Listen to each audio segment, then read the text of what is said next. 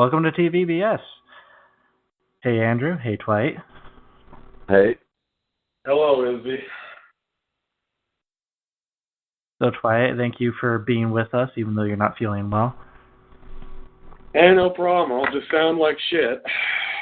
Probably hack up a lung here every minute or two, but happy to be here. Just use the mute button, it'll be fine.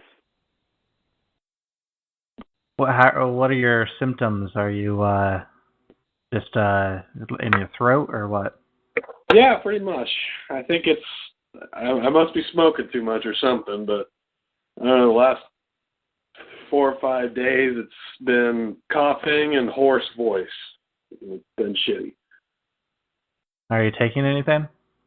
Cough drops. Well, Beyond that, no. What's new with you, Andrew? Not too much. Yeah, nothing really new or too exciting for me this last week since we last talked. Just work. Just working since Spider-Man? We lead simple lives, Isby. All we do is work and smoke weed and sleep. Yeah. Exactly. And Andrew did something interesting. We went and saw Spider-Man. Have you seen Spider-Man yet, Dwight? No, I just told you all I do is work, smoke weed, and sleep. The Spider-Man was pretty good. I liked it. Yeah, I enjoyed it a lot. I think we said this, that I think it's the best Spider-Man movie so far. Yep. And if not that, it's definitely the best Spider-Man. I mean the actors. Best. Oh, okay. Yeah, that makes sense. Yeah. I don't know. I liked Andrew Garfield. Oh, man, Andrew Garfield was way too douchey. Yeah, he is. I can see that, yeah. Spider-Man slightly douchey sometimes, but not, it just didn't feel like Spider-Man to me. But, so we're going to be talking about Game of Thrones, though, right, Izzy? Right. Shall we begin? All right. So, what do you have for us first? Okay, so last time we got some complaints from a lot of our fans of the Spice Rack. Yeah. Saying that we just started spoiling things right away. And so this time this time people are wanting our opinions rather than just hearing a bunch of spoilers. So for the first 5 or 6 minutes here, we should try to go spoiler free and just kind of give our general opinions about the episode. Is that Boyd? Yeah. You want to know my general opinion? What's that? I came within about a hair's breadth of winning $20 last night, and I know it. Through that whole fight, I kept on thinking, "Oh, Dwight better not win. Dwight better not win."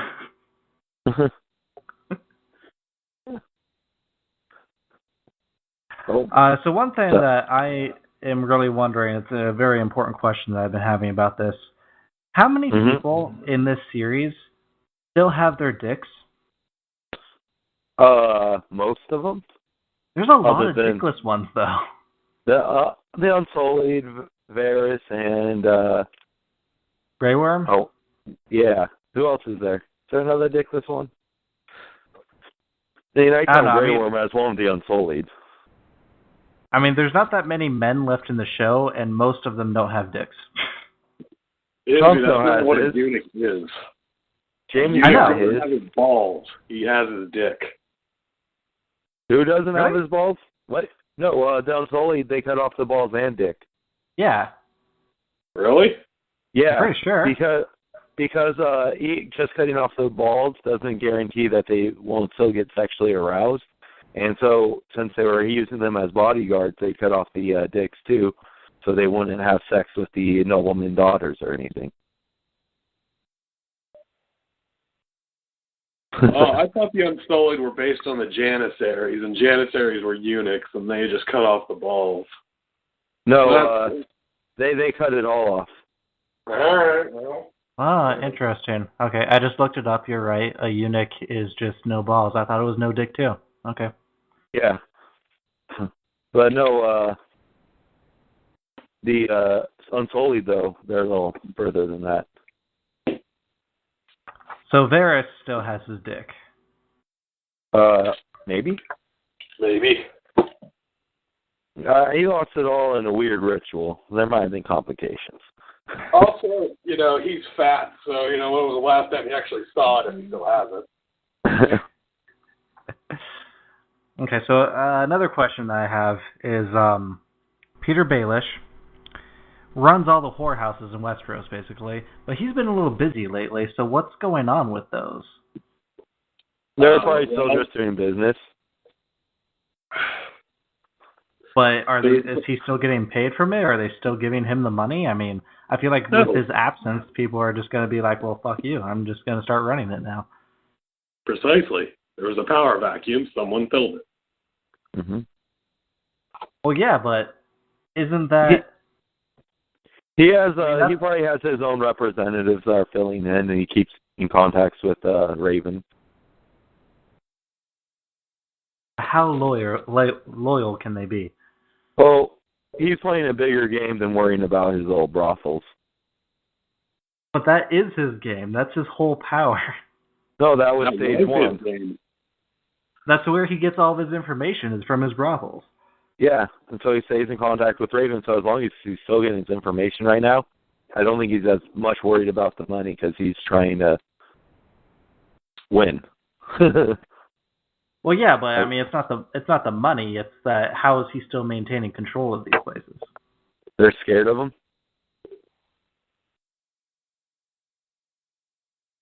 I don't think he's in control of them at all, personally. Yeah, I think he just has representatives, but he doesn't really worry about it right now, other than just getting his information. As long as he gets information, he's good.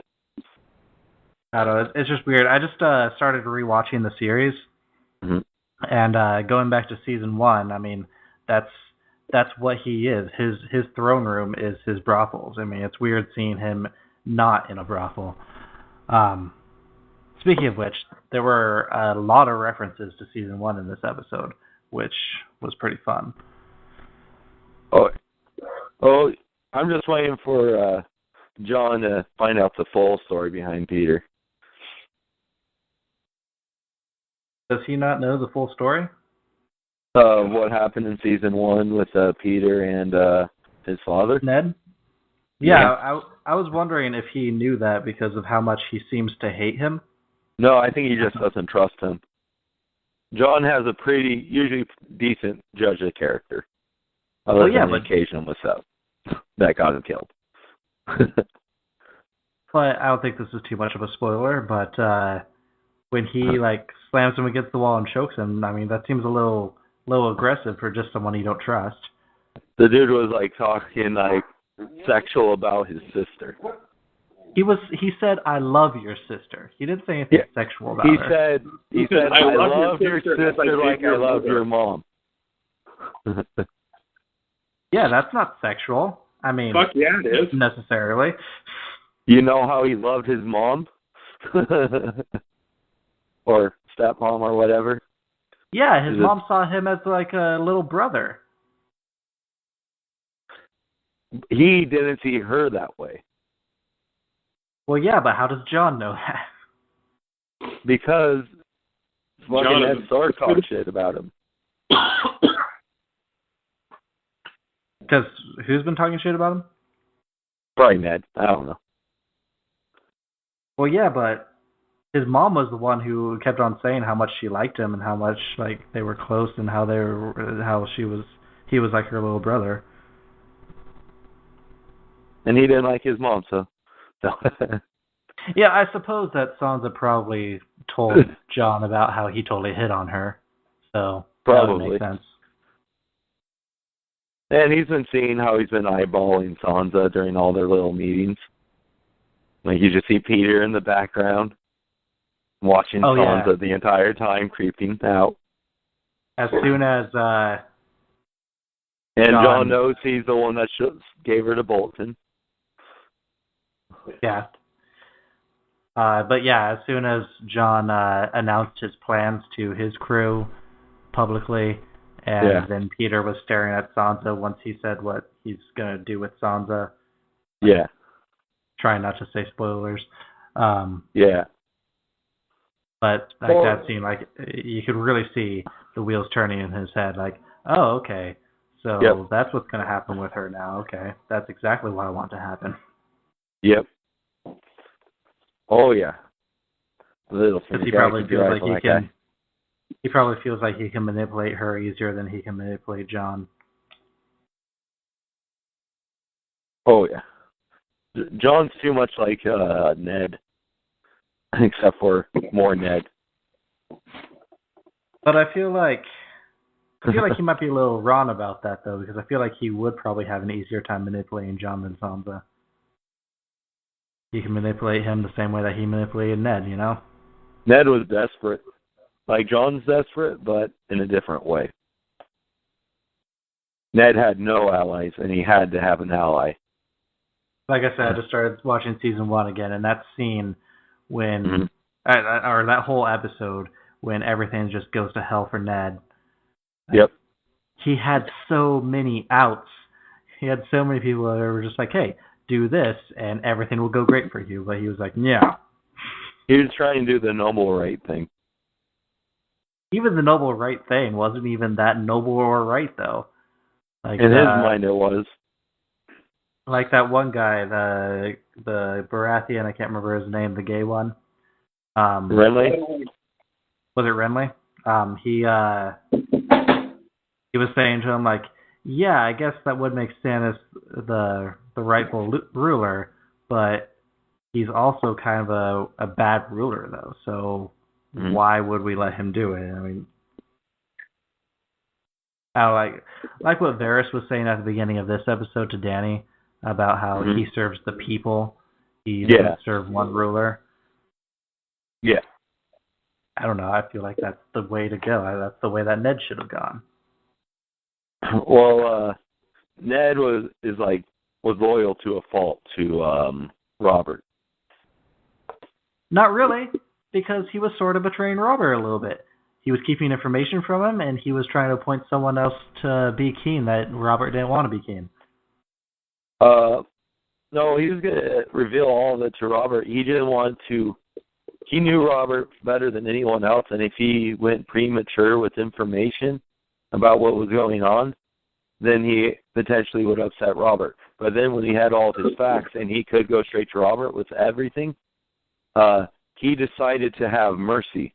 And that was the biggest problem with him, is he could have gone his way if he would have gone straight to Robert. But instead, he gave Cersei a chance to escape with her children because he didn't want to kill the innocent kids. But that's not loyalty to a fault, though. That's mercy. That was mercy. Yeah, he's not loyal to a fault then, because sometimes his mercy overplays his loyalty. Yeah. But then he was also loyal to Robert to a fault, because there's all those other times where if he would have worked with other people in the court, he would have gone a lot further ahead. But why did he betray him? Why did he betray him at the end if he's loyal to a fault then? He didn't betray him. He never betrayed Robert.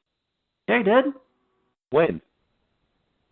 When he decided not to tell him about Cersei. No, that wasn't betrayal. That was mercy. Mercy is betrayal. Oh, my God. Robert was dying. I'm not going to argue this. I'm not arguing this. I'm not going to argue. It's going to be a circle. How was he being merciful to Robert? Robert was dying. He didn't do anything for him. No one gives a flying fuck about the first season. I know. Let's move on. All right. I care about the first season. Well, go start a podcast and talk to yourself then. You don't give a flying fuck about the first season besides you. Yeah. All right. Let's spoil some shit. Yeah, okay. Spoilers now. Spoil time. Okay, so we start out with Dany after she says, let's begin. And they start out their planning. Yeah. Yep. And we get that nice scene that we were just talking about with her and Varys. I kind of feel like Varys kind of went against what he was saying at the very end of it. when he was she was saying that you will always come to me if you think I'm not being a good ruler. You know what I'm talking about? That when she said that? Yeah, I remember all about it. I think with that, Varys trusts her more than he did the previous monarchs, because you couldn't go up to Robert and tell him he's an idiot. You couldn't go up to Joffrey and tell Joffrey that he's a little piece of shit. You couldn't do that with the Mad King either. And these are all the people that Varys served in the past, were people who would kill him just for not liking him.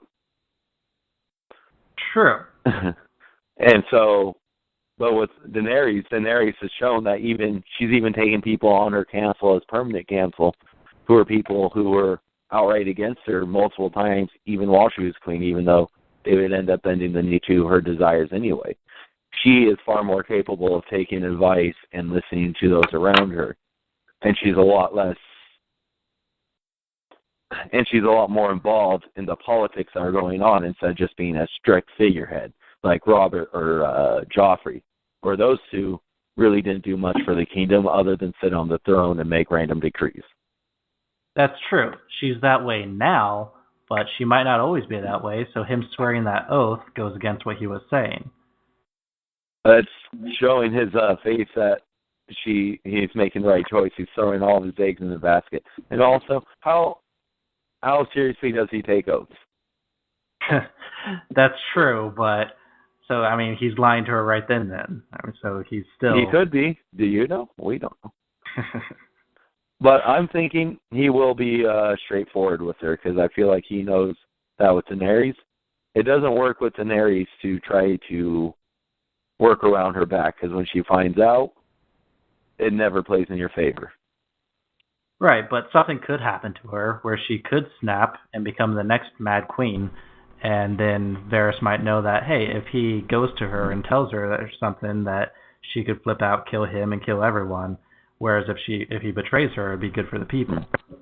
That's a situation that could happen. So him just swearing blind allegiance to her, which is what he was, what his whole speech was against, doesn't really make much sense.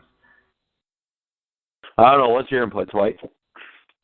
I think he was put on the spot, and he said what he needed to say to move on. Yeah, true. Okay, so last week we were talking about Melisandre a little bit, and this week she comes back. How happy were you guys about that? Well, given how my thought was, okay, how long are they going to take it before Dany and Jon have some sort of connection where they are aware of each other? And lo and behold, this shit happens in the first fucking 3 minutes. It's like, hey, here's Jon Snow. He would be really helpful to you guys. Like, yes. That was great. I did like how she was still somewhat loyal to him. Same with Tyrion. He's like, I liked Jon Snow, and I trusted Jon Snow. Yeah, that was great. I liked how that all kind of came together really well. And then, again, another playback to the first season when Jon gets the note from him, and it goes back to the first time they met, and he says, all dwarfs are bastards in their father's eyes. Good line. Good stuff. Oh, yeah.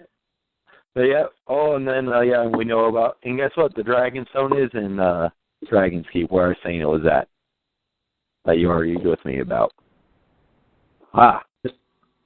Did I argue with you with that, Pat? Yeah, you did. Okay, because I also did. No, it's by the wall. Oh, right, the Dragonstone, that's what you meant, right. Yeah. That's right, you're right.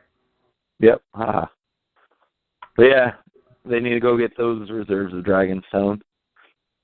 And, I wonder if Jorah's going to survive the procedure, or if Sam's going to get grayscale. Oh, man, that scene was so gruesome. And I like how it went to eating porridge or something right afterwards. Yeah. Pie. Hot pie. Hot pie. Could you imagine that, though? Yeah, you can't scream. Like, that would be the hardest part about that. Yeah, fucking stellar acting, though, wasn't it? Oh, yeah, it was. Oh, yeah. Oh, man. That was wonderful. Crazy. Oh. Okay, so Davos was bad-mouthing Dany a bit about how her army is full of Dothraki, Unsullied, and dragons, and that does sound a little crazy.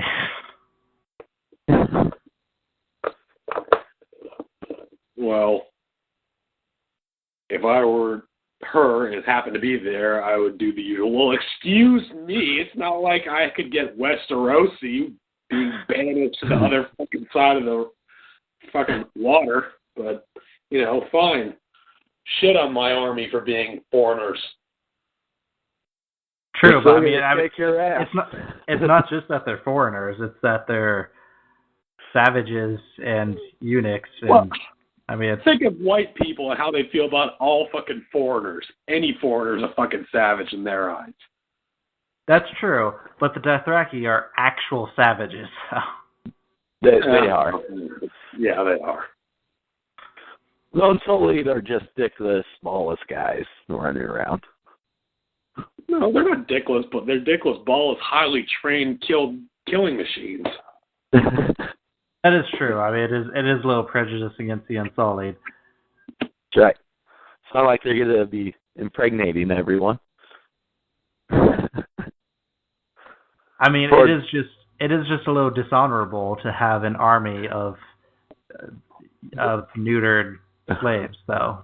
They're not slaves anymore, but that's... Whom? Was that? Dishonorable to whom?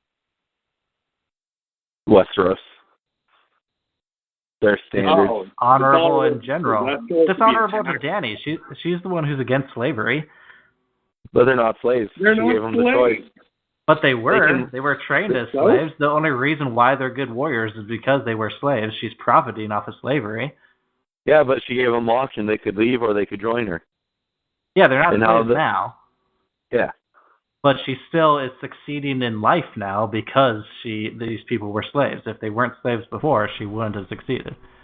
You know that's pretty much how the majority of anyone successful that ever succeeded was off the backs of others, right? Off the backs of others, but mostly off of slavery too. But mostly slavery.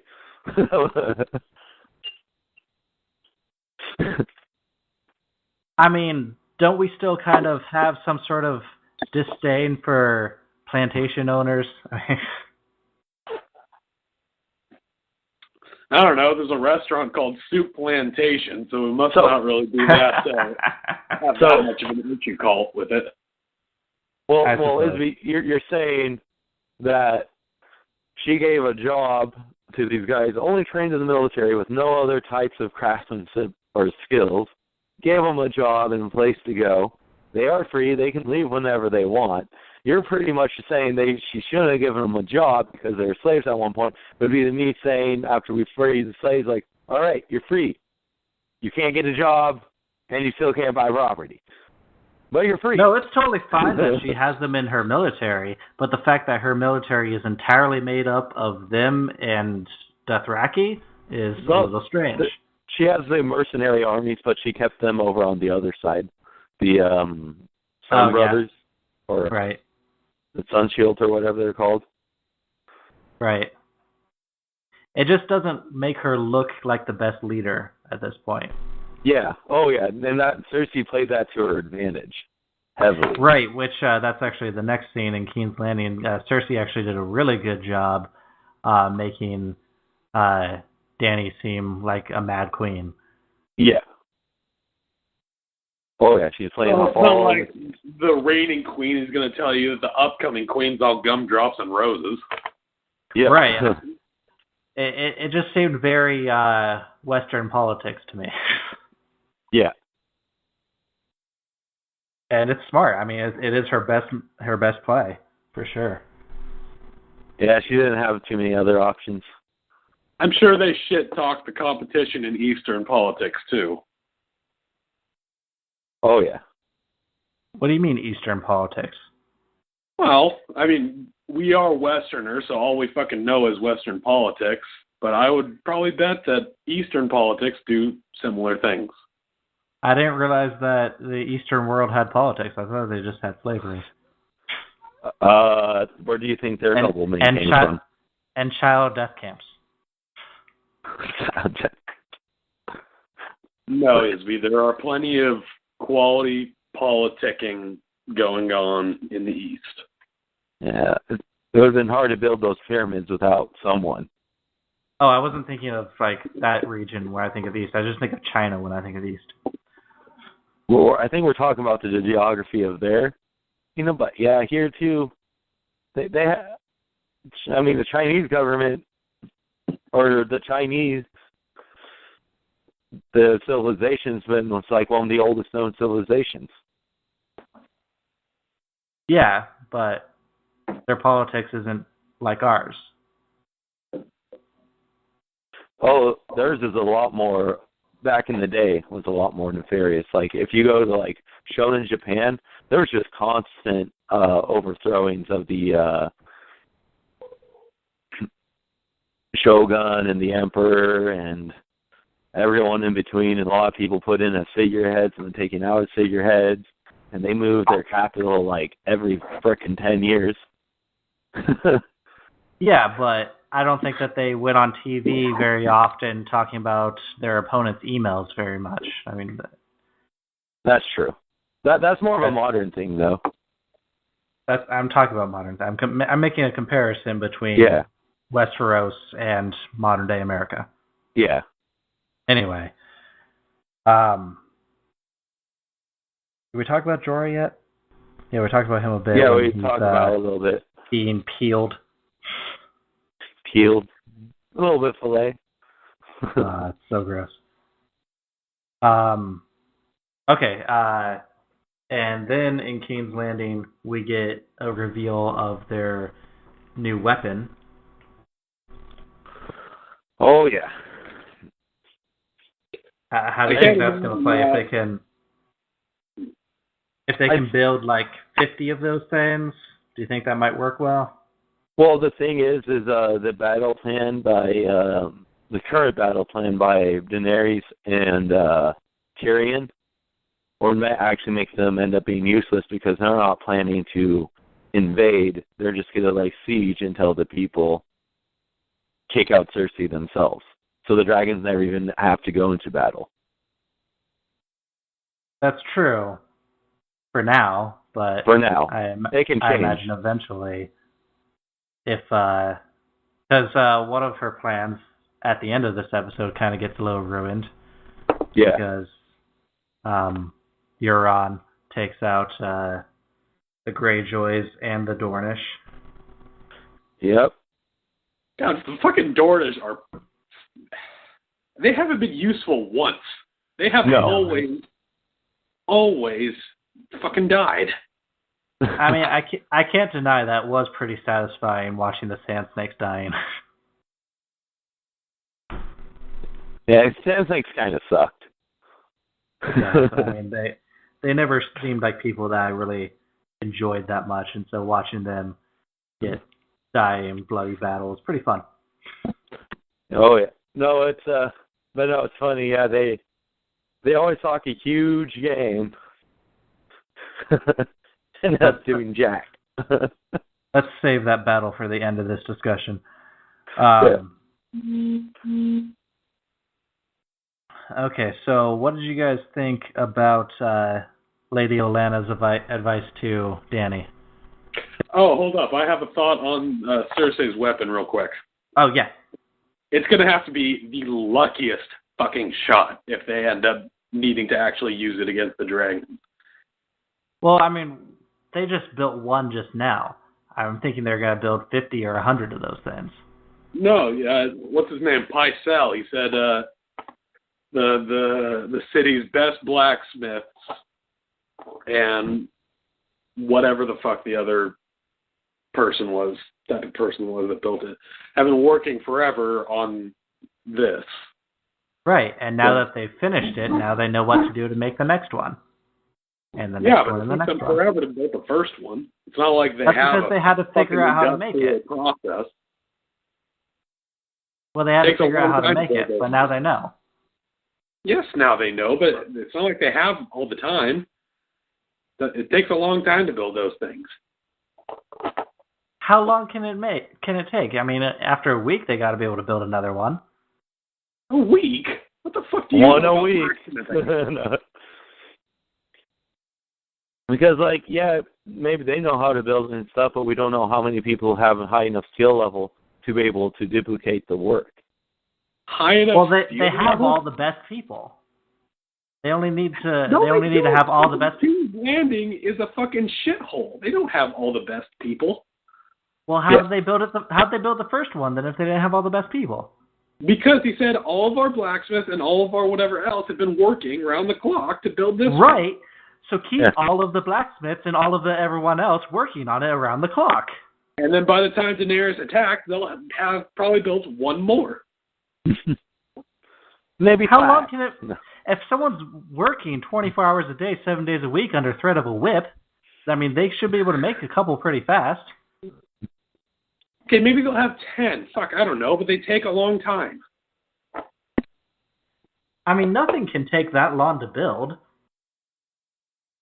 Also, what's the range? It can. Did you see how big that thing was? They got to mold it. They got to cast it. There is a lot that goes into building a giant fucking metal thing when you only have a shitty forge. They already have all the molds and everything for it.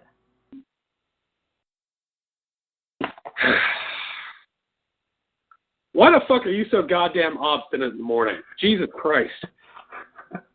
He's always is. I'm just saying that this TV show doesn't always do things exactly right, and they might take some liberties and say that they were able to build 1,000 of these things. I mean, look how fast they built those 1,000 ships. I mean, come on. That's true. There are no trees in the Iron Islands. All right, I'll give you that one. That was pretty ridiculous.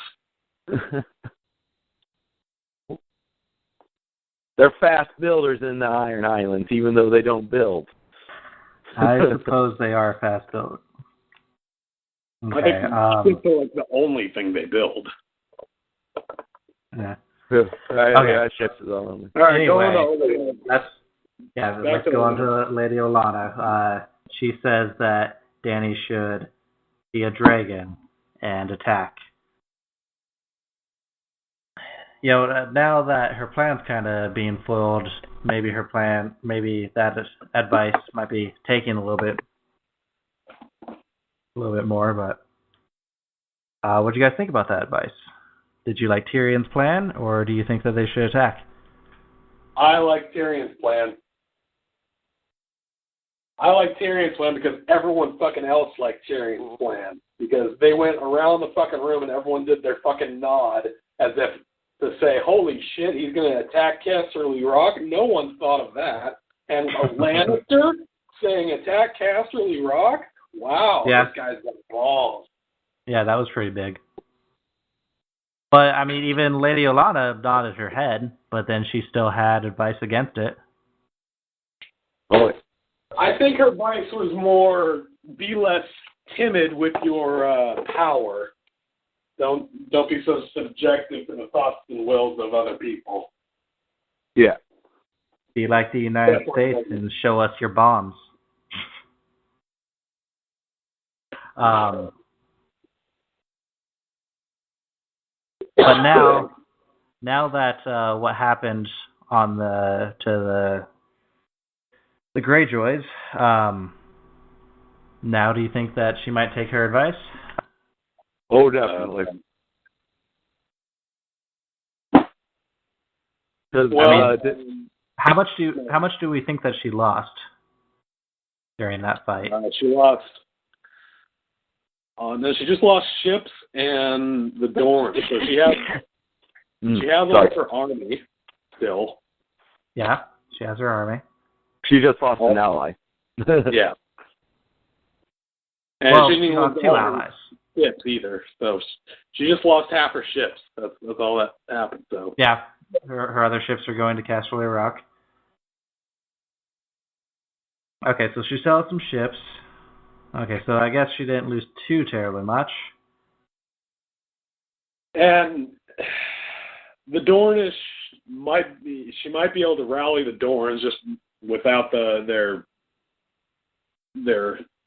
royal family, so she might still be able to get the Dornish army. The Dornish would probably even hate the Lannisters even more now. Oh, I'm sure. Because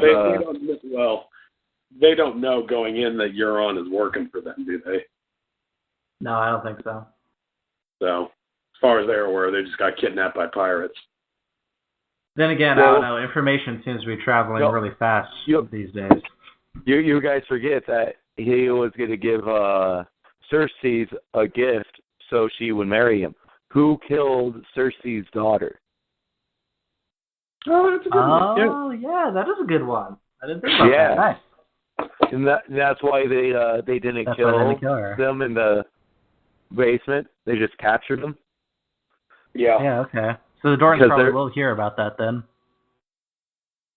So I'm thinking still alive. Yep, they're gonna be the gift to Cersei's, and so Cersei's is probably going to do something fucked up to him, which is going to piss off the Darn. What about Yara though? Because Yara's still alive. Do you think that she's gonna die? Or do you still hold behind your bet? Yeah. I feel like if she was gonna die, she would have died in this episode. I feel like that too, but I can't see any other use she has. I think she's gonna feel that her brother betrayed her and ran like a coward, but he's planning on the way to save her, and he just realized that if he charged, she would have died anyway, and he would have died with her. Yeah, I'm sure she would do that, but the question is, why does Euron have any reason to keep her alive now? Family? Fun? No, fun. She's not that attractive, and he doesn't really like her. I don't know. Why did, what's his name, keep Theon alive for so long? To fuck with him. No, no, this guy is supposed to be worse than him. Yeah, he's supposed to be super fucking fucked up and crazy. That's what they said in one of their interviews for the season coming out a few months ago, is that you're going to end up hating him more than you hated Ramsay. Oh, all right. He's supposed to be really fucked up. That works.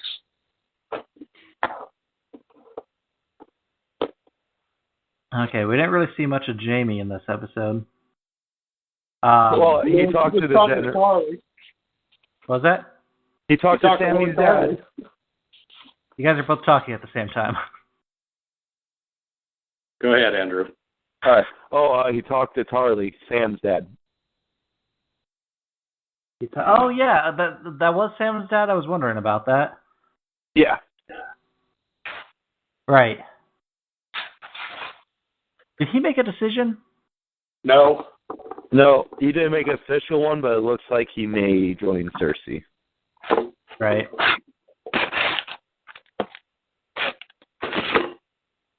So, the attack on Casterly Rock is probably still happening, right?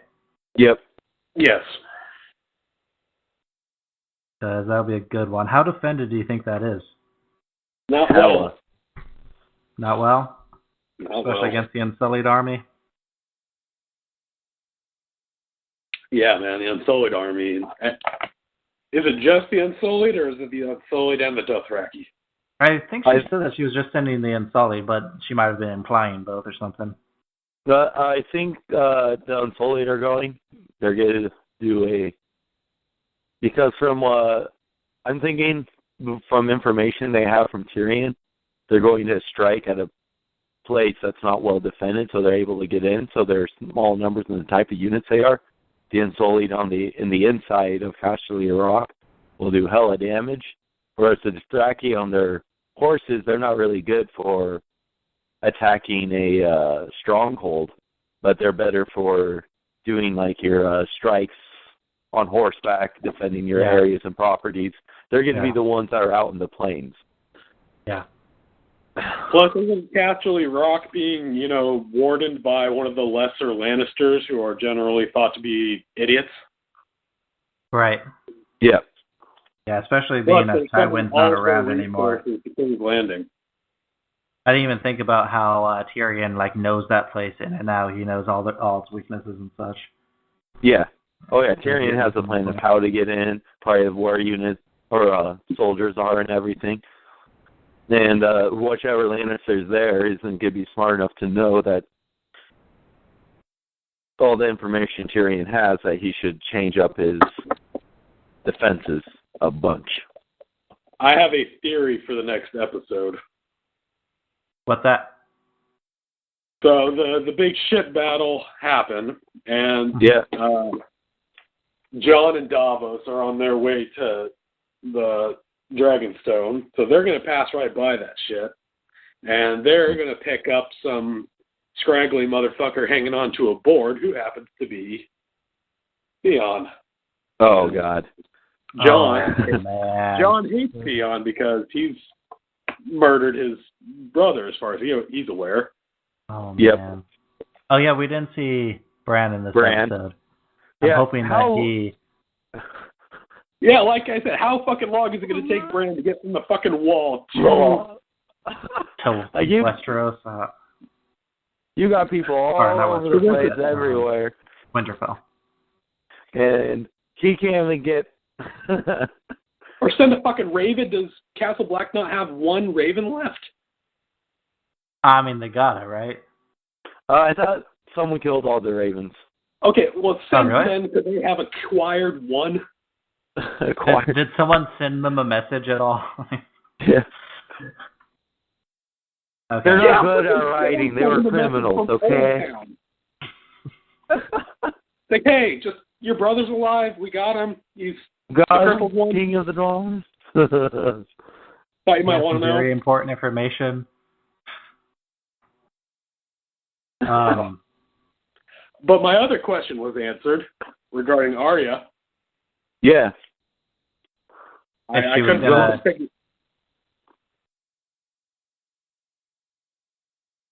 if she was going to go up to Winterfell? Yeah. Like, why the fuck are you going to King's Landing instead of letting everyone in Winterfell know you're alive? I got my answer because he thought the Boltons were still there. Oh, man. Another go back to season 1 when she found Nymeria. How great was that? Oh, yeah. I'm thinking, because you remember how she said, you're not Nymeria? I'm thinking that's Nymeria's baby.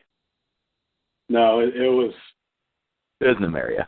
It was in the post-episode thing when they talk about it, they were saying that when she said, that's not you, that goes back to the scene when she said, that's not me, when Ned was saying, you're going to be a princess and wear dresses and stuff, and she's like, that's not me.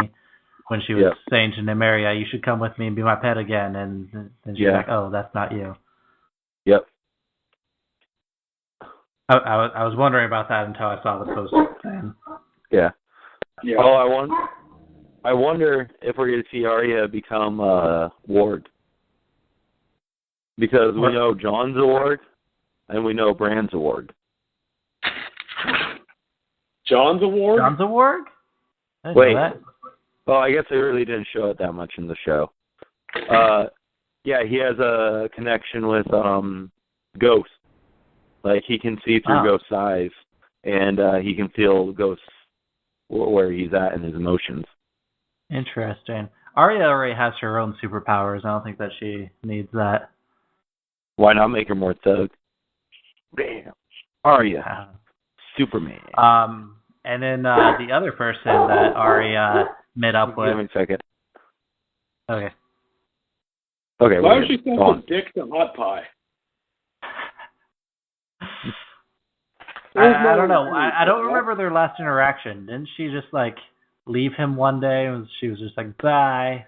No, that tavern that she was at is where they separated with Hot Pie because Hot Pie got offered a job to cook for the tavern lady because the tavern lady liked him and he was a good cook. And he could eat all the hot pie he wanted there.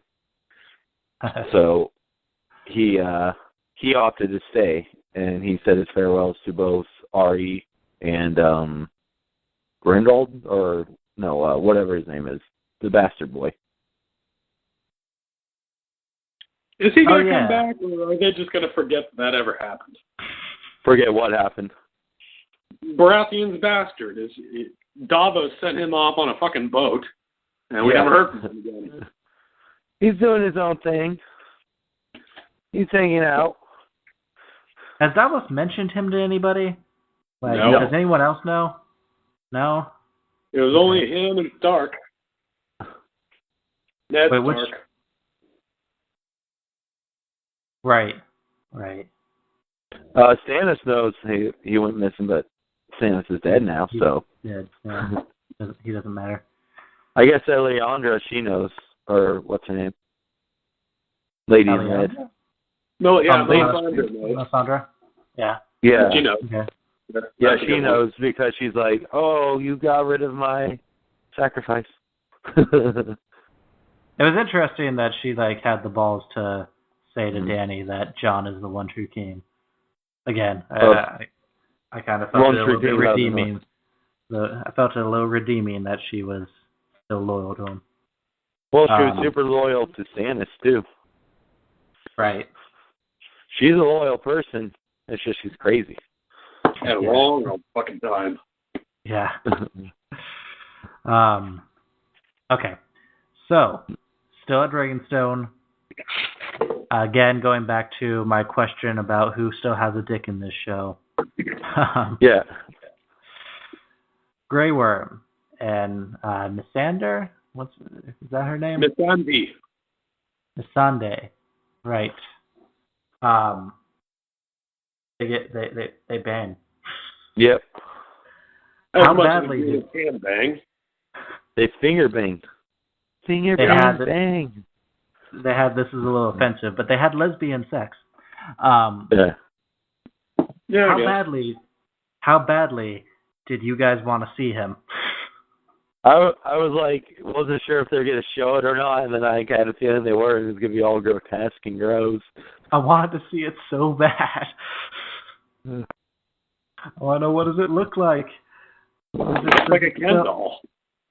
Is it like a Ken doll? Yeah. So they cut it off, they sewed it up, and now he's just smooth down there. He's probably got a hole to pee out of, and. Well, does it have a grotesque scar or something from where they sewed it up, or how well does he heal? I want to see it. Even if it's like a Ken doll, I still want to see I want to see the Ken doll thing. Well, write them a letter. Ask nicely. Maybe they'll show it. Maybe I will write them a letter. I'm sure you can find something on the internet. Maybe. Maybe I could find something on the internet. I should check that out. Okay. I'm looking through my notes. What else did I want to talk about? I think that was pretty much it. You made notes? Gosh, aren't you prepared? Oh, I know, right? It's important for me. I just want to be sure that I remember every scene. I'm a very a person who forgets. You want to know what scene I liked? What? Or I thought was really poignant was when Jon was giving all the news to his lords and noblemen. Mm-hmm. And he was giving his reasons for why he's going to go to Dragonstone. And he gets one guy stand up and bitches about it, and he waves him off. He gets another guy stand up and bitches about it, and he waves him off. And then little Lady Mormont stands up and gives her 2 cents, and he kind of gets sad for a little minute. He's like, oh, man, he was always with me, and now she's... So it is kind of weird. Really small, but I like it. I feel like, I know you guys disagree with me, but I feel like this is another example of where he's not acting very keenly. Is he's going against what everyone's saying. He's not listening to his lords, and he's just doing what he wants. And luckily, we know what he wants is right, but still, if you weren't the omnipotent viewer of the show, or omniscient viewer of the show, then you wouldn't think that that's the right decision. They're right that he has no reason to trust them. That's even though he didn't interact with Tyrion that much. He's just going off of the fact that I'm a good judge of character, and I know that he's a trustworthy guy. Which is funny. Tyrion said the same thing about him. I mean, the best thing that Sansa has of Tyrion is like, oh, he didn't rape me that one time. That was nice. No, Tyrion. He did a lot more for her than that. Don't paint him like that. He was a very, very kind husband. By the way, are they still married? Technically. So, I mean, their kingdoms are kind of already a little united in a way, aren't they? I mean, yeah, kind of. Daenerys' hand is the husband of the now protector of the North. Except for Tyrion's considered an outcast, except for under Cersei.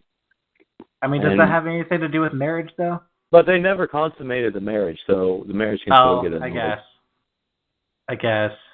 So, Cersei, I mean, not Cersei, but Daenerys, she could annul the wedding. Oh, shit. What if they get together at the end? I don't think that's going to happen. I mean, neither of them really have a love interest, so why not? Yeah, Tyrion killed his. They're kind of the best people for each other. If either of them were going to fuck anyone in the series, it would be each other. She kind of just got out of a very abusive relationship, so I don't think Sansa's looking which is for why. Which is why Tyrion would be a great husband to her, because she knows and trusts that she's never going to have a problem like that with him. Yes, they would be a good match. I think she has a lot more maturing to do if that's going to happen, though. How will she I guess that Tyrion doesn't really... What's that? How will she is now going to be the new Warden of the North in Jon's absence. Right. How will she fare? Will she be able to resist the temptation of listening to Littlefinger? I think I think so. I think that she pretty much has good defenses against Littlefinger, and I think that she's going to try and seek his counsel. And I mean, Littlefinger will probably give pretty good advice. I mean, he'll be trying to manipulate his way up, but I feel like we're going to see her and Brienne's relationship grow a lot closer. Oh, that'd be great. Oh, and fucking speaking of Brienne, so all the wildlings are gone, so I didn't get the fucking goodbye scene between her and Tormund that I wanted. Oh, yeah, they all are. Oh, man. That sucks. When they see each other again. I guess. Maybe that's just going to be an ongoing joke and nothing is ever going to happen between them. That'd be a shame. That would be a shame. Someone's got to give Brienne some love. Jamie. And she's not gay. They made that very clear early on when she talked about her story about dancing with Renly, even though he was gay. And she wants a man. But, oh, fuck. No, she needs to get with Tyrion. Would that be fucking hilarious? The tallest fucking woman and the shortest fucking guy? But yeah, what Andrew just said, she did kind of have a thing with Jamie at one point. That would be nice to see them unite. And Jamie started liking her, too. Honestly, I think her and Tyrion is more likely. I mean, I agree that there was something there, but I know Jamie and Cersei are just too intertwined at this point for me to see that happening. Jamie's realizing more and more how crazy Cersei is every day. Well, there might be some big fight. Do you think he's going to betray her? Is it going to get to that point? Because I think Cersei's going to kill him before he kills her. Jamie and Brienne might meet each other on the battlefield, and then someone is going to try to kill Jamie, and then she's going to save him, and then they're going to have a moment again, and then fight each other.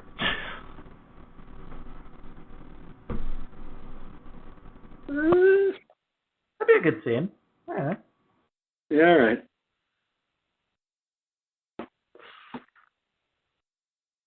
Oh yeah. Any theories for the next episode? It's going to be called The Queen's Justice. Which queen do you think they're talking about? Cersei. All of them. Oh yeah, it would probably be all of them. Because we got Sansa in the north. She's probably going to do some form of justice that Jon will get pissed about when he gets back. Then we're going to have Cersei probably get her justice on the Dornish women.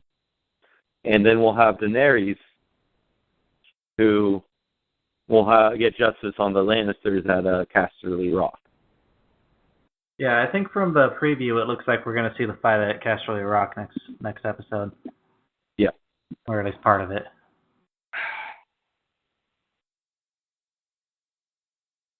So there's just going to be justice everywhere, like Dwight was saying. Well, what do you think, Dwight? Let's see. I already gave my prediction on Jon and Davos finding Theon in the water. So there's that. There's that. I would like to see a quick minute or two spent on the wildlings hanging out at one of the castles, trying to get acclimated with the Night's Watch guys that are there. That's probably uncomfortable. Like, hey, I know you. I killed your brother. Oh yeah, I killed your friend. How you doing? You been good? Yeah, I'm all right. It's kind of cold up here. Yeah, cold. I know, right, man? Fucking cold is always cold. It's fucking worst. So, you ready to take on these ice zombies and shit? Nah, man, I'm fucking scared. Like, yeah, they're pretty terrible. Do you think we're going to see another wildling pretty soon, or are they going to save it all till the end?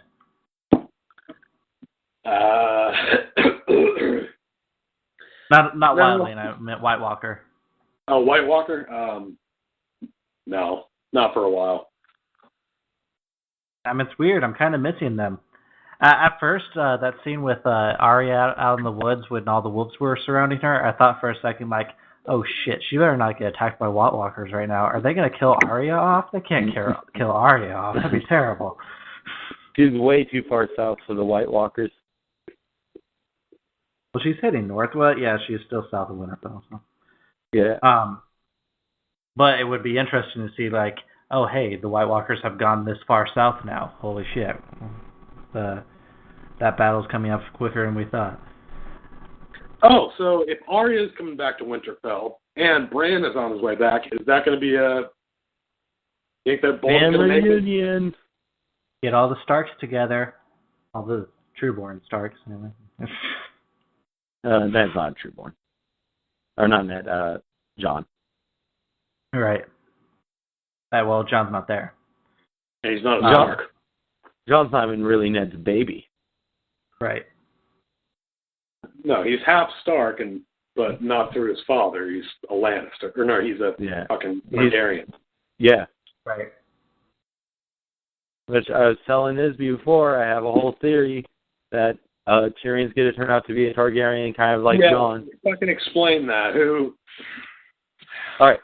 So, we know that Tyrion, Cersei's, and Jaime's mom, when she was alive, kind of like how Cersei was considered the most beautiful woman alive, she was. And the Mad King Targaryen had a huge crush on her. And his hand was frickin' the Lannister guy. The dad. What's his dad's name? I'm blanking on it right now. Tyrell, he was the hand to the Mad King for a while.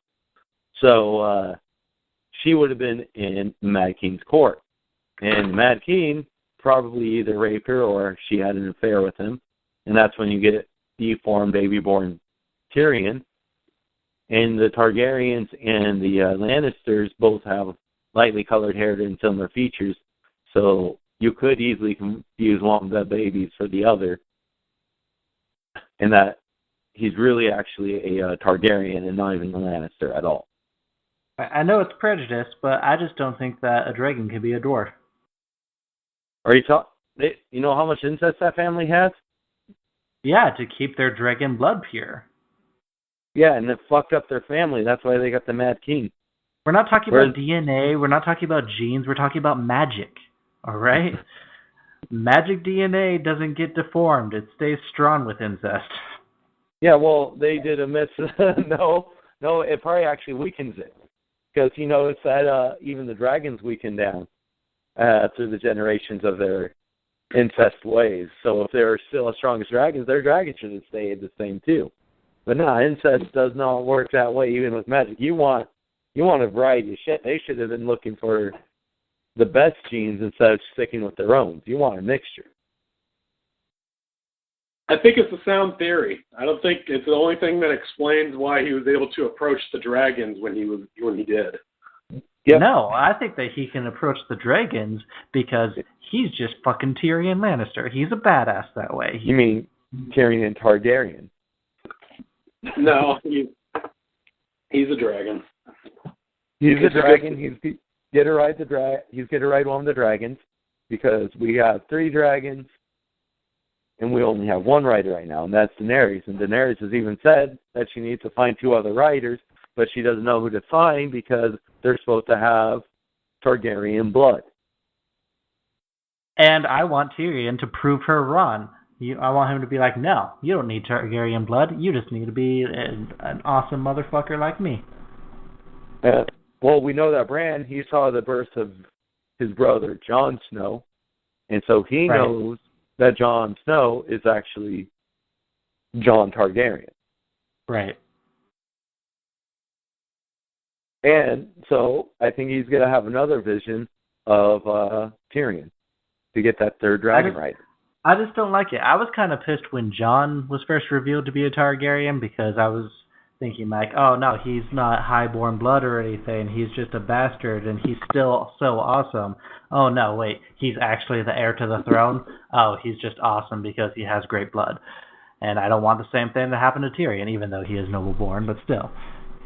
Yeah.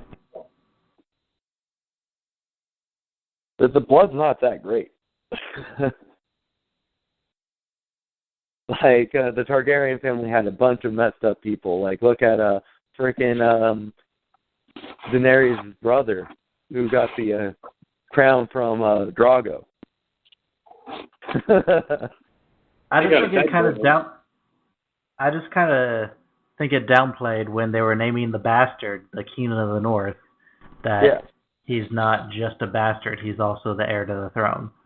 No, he's still a bastard. He's still a bastard, but he's not just a bastard.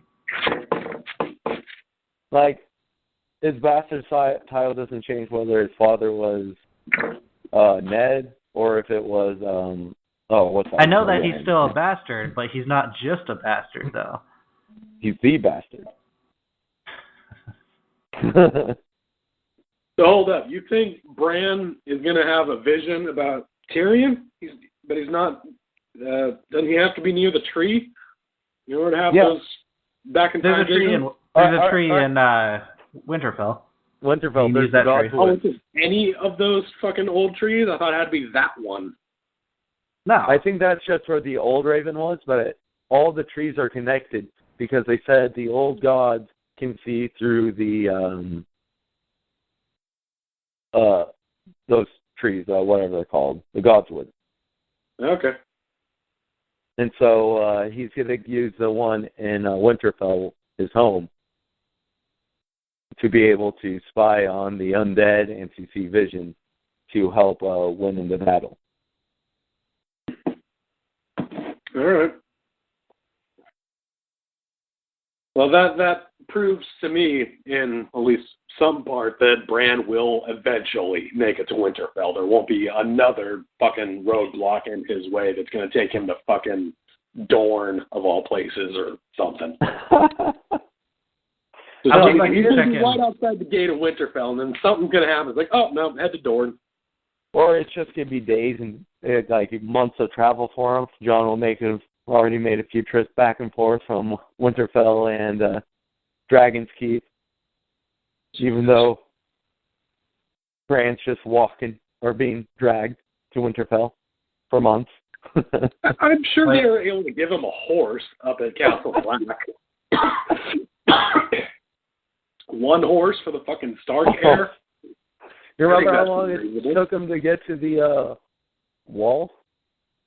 Well, yeah, it took him a long time to get to the wall because they're being dragged, but from Castle Black to Winterfell is, at least by horse, shouldn't be that long, right?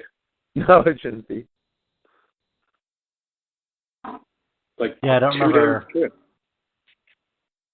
how long that took. Yeah, I went back and looked at a discussion we had last time about time. Apparently, time does pass as you would kind of expect in the show. So they're saying that, relatively speaking, or kind of generally, every season's supposed to be about a year. So that makes sense. Okay. And they do talk about, like, they traveled down to King's Landing. It's a month's trip between King's Landing and Winterfell, and they talk about stuff like that. So between Winterfell and the Wall is probably what, like half a week full, or what? That's probably about a week. I forget. I mean, I don't know if they've said that one, but I think it's probably about a week. Just looking at it, eyeballing it from a map. Mm-hmm. I mean, that doesn't take into account how Arya was able to get from fucking Bravos all the way to Pike in seemingly no time at all. Oh, that's another thing that they've talked about, is how different scenes on the show are just kind of mixed in with other scenes where, like, one scene is covering a couple of days, whereas another scene is covering a couple of months throughout the same episode. And so that makes things really confusing. Oh. Yeah, that does make things a little confusing. Anyway, we should wrap up. Okay. All right. Well, thank you guys for listening. Thank you guys for being on the show with me. And any final thoughts?